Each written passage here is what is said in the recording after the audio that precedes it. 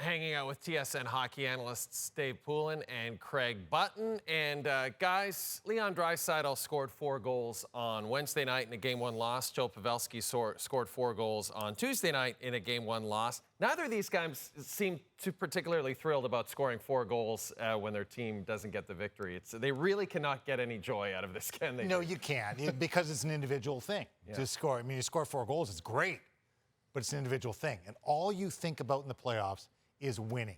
All you think about is moving on to the next game and winning again.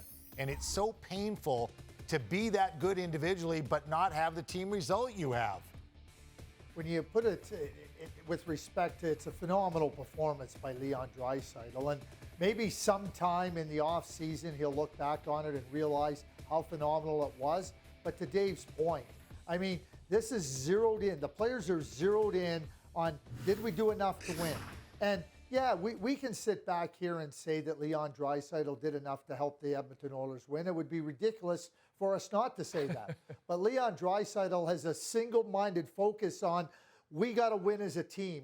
Even when he was asked about playing with different players, he goes, I don't have a problem. You'll have to ask them. And he talked about, we have lots of good players. We can mix around. And that's where the focus is on the players. And you know, we all know that it's a great performance, and Leon Draisaitl has done it time and time again. And but when you get to the playoffs, it's win or not win. There's no in between here. There's no kind of joy when you play well and your team doesn't win, and that's just as simple as you can put it. And that's the way the players are wired. And Craig, here's another thing that had to frustrate the Oilers, and Craig, maybe I'll start with you on this one. Just momentum. You know, momentum's so key. They get that early momentum with that first goal. Vegas just snatches it away with those 2 quick ones. They tie it up again at 3. Vegas comes right back, scores 2 more. How frustrating is that for a team, especially on the road in the first game of a series where you look like you're just that close to stealing one, Craig? Yeah, what I would say on that, Jay, is, you know, there's one thing when a team kind of overpowers you or really takes the game to you and you go, geez, we really didn't handle that push. We really didn't handle their best. But when you make egregious errors like the Edmonton Oilers made, I mean, Vincent Desharnais is not under any type of stress or duress, and he just makes a terrible decision. Darnell Nurse, who's a really good defenseman, makes a terrible decision. And, you know, those were just 2 examples. Klim Kostin on the winning goal, the 5th goal, terrible decision. You know, so when you look at it that way, you're going, come on, like you want to say, just let's be better. We got to be better.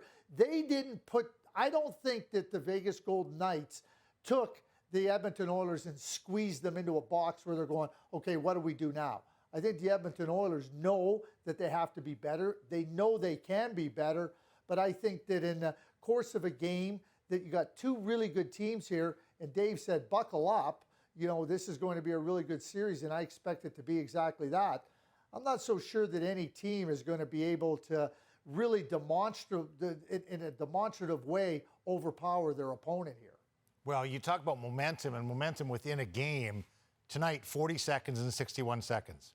And that was the response time on the first goal and the 4th goal for Vegas. And it's particularly significant for the crowd to get the crowd right back into the game because they get their groan going when Edmonton scores. Boom, 40 seconds later, Barbashev signs it. Then they tie it up 3-3. Boom, 61 seconds later, it's 4-3. So now the crowd is right back into it. You don't get a chance to breathe. You don't get a chance to enjoy it. Momentum within a game is a real thing. It may not be from game to game, but within a game, it's real. Do you expect, if you're Jay Woodcroft, are you making any lineup changes going ahead to Game 2? You know, Craig really pointed out the struggles that Vinny Desharnais had. Do you see any potential lineup changes maybe at the bottom end of that defense core for Edmonton in game number 2? I really don't think so. Philip Broberg played, so they were 11-7 already. And, you know, I think that weapon of playing 29 and 97 together, always the threat that they might be apart, but they might be together when you have 11 forwards. I think that's a weapon that's just incredible at this time of year. He's got that weapon, and he's using it very effectively. They've got to get some production out of Ryan Nugent-Hopkins, right, out of some other guys, Evander Kane. I mean, Nugent-Hopkins has 4 assists right now, I believe. They got to get some output out of somebody else. Yeah. Craig, would you agree they got to get some secondary scoring here? Yeah, I don't think I mean, they have their 7 defensemen, and that's where they're going to play. They might shift around a few minutes, but Desharnais made a mistake, but he's given them some really good penalty killing minutes, and he's been solid in the time he's played. Listen, you can't just keep turning to 97 and 29 and 18 had a terrific game. 91 Evander Kane, Ryan Nugent-Hopkins 93. They have to find a way to make. I don't even think they were dangerous. It's one thing to say they haven't scored. They didn't even look dangerous. Game 2 will be Saturday night in Vegas. So that's 2 days off in Vegas for both these teams. Hopefully they behave accordingly. Dave, Craig, pleasure to chat with you both.